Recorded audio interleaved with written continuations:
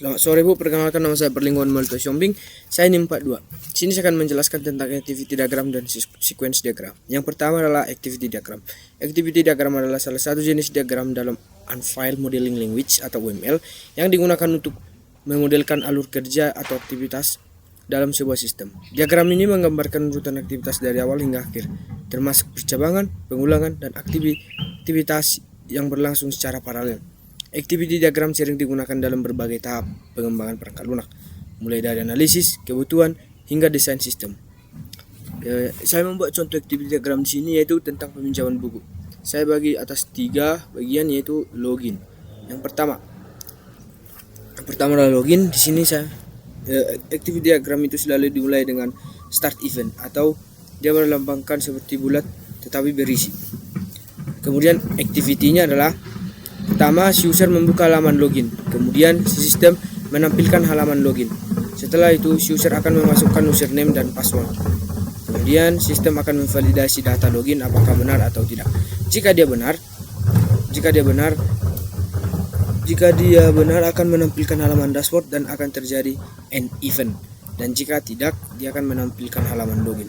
Dan untuk membuat seperti itu, jika ada contoh kasusnya, kita menggunakan gateway. Kemudian melihat buku terbaru. Pertama, dimulai dari start event. Si user mengakses menu buku terbaru. Kemudian sistem mengambil 10 data buku terbaru. Kemudian menampilkan daftar buku. Kemudian terjadi end event. Kemudian meminjam buku. Pertama, user memilih buku yang ingin dipinjam. Kemudian sistem melakukan pengecekan apakah buku tersedia. Terjadi gateway. Seperti yang saya bilang tadi, jika dia tidak tersedia, maka akan menampilkan bahwa buku tidak tersedia dan akan terjadi end event. Dan jika tersedia, maka sistem akan mencatat transaksi peminjaman dan mengubah status buku. Kemudian sistem akan menampilkan bukti peminjaman dan terjadi end event. Kemudian saya membuat contoh kedua dari activity diagram yaitu tentang cek saldo. Yang pertama, untuk login, si nasabah ini menekan ikon mobile banking. Kemudian sistem menampilkan menu login.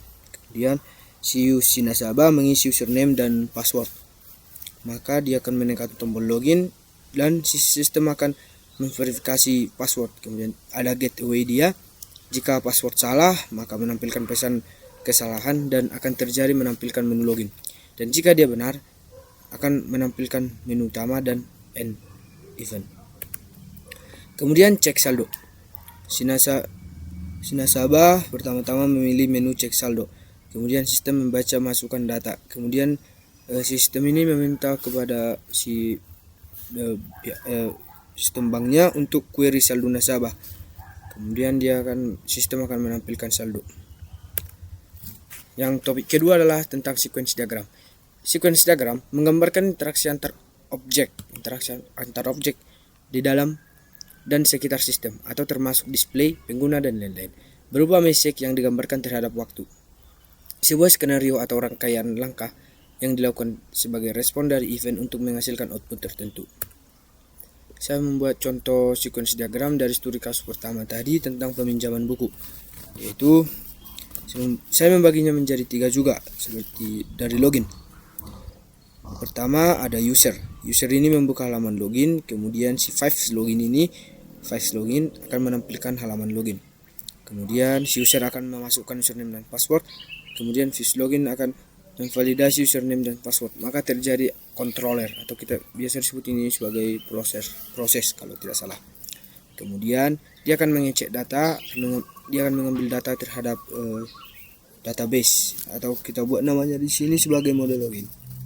Kemudian kotak panjang ini dinamakan sebagai ALT atau alternatif, di mana di sini seperti gateway.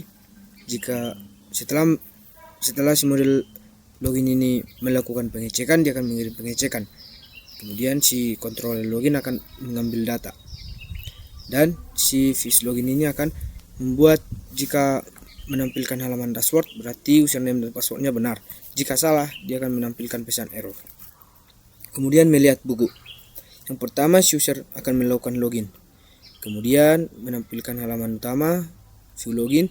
Kemudian si user mengakses menu buku dan view. Di sini terdapat view login dan view melihat buku. Kemudian dia akan memvalidasi buku. Kemudian terjadi proses, dia akan mengambil data 10 buku, maka di si database ini atau tabel melihat buku akan mengirim data buku. Kemudian akan terjadi get data buku terbaru atau mengambil buku data terbaru.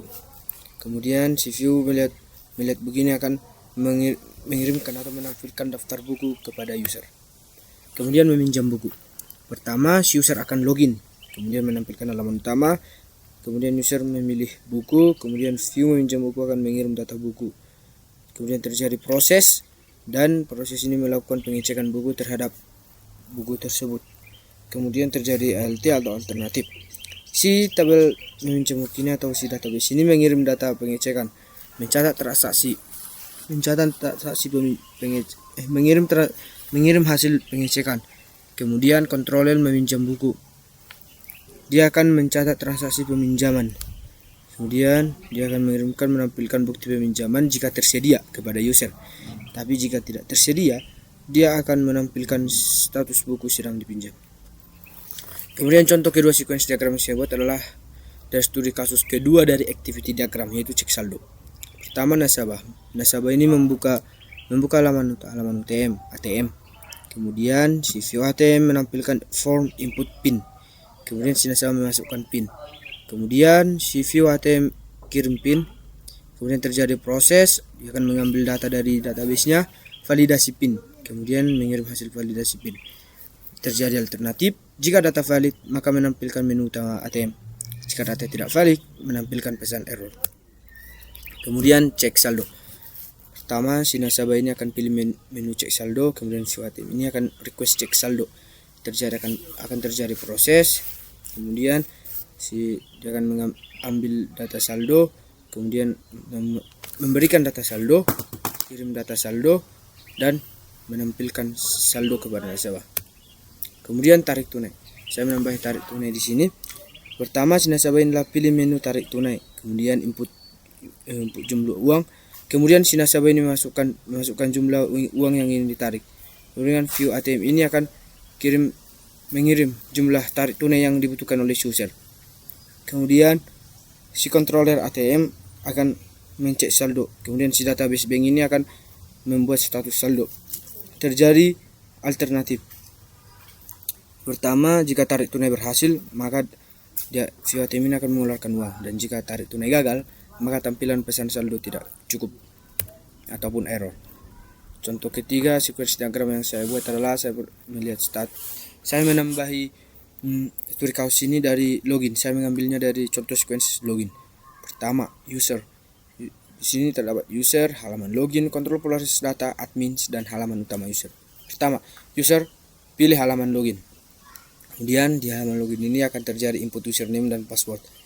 Kemudian si kontrol proses data ini akan get admins atau yang sering kita sebut untuk mengambil data si user ini apakah valid atau tidak. Kemudian di kontrol proses ini terjadi validasi data admin. Jika username dan passwordnya salah, dia akan kembali ke halaman login seperti pada tabel pada tanda panah ini. Dan jika validasinya menunjukkan username dan passwordnya benar, maka dia akan menampilkan halaman utama admin atau user. Sekian penjelasan saya, Bu. Terima kasih.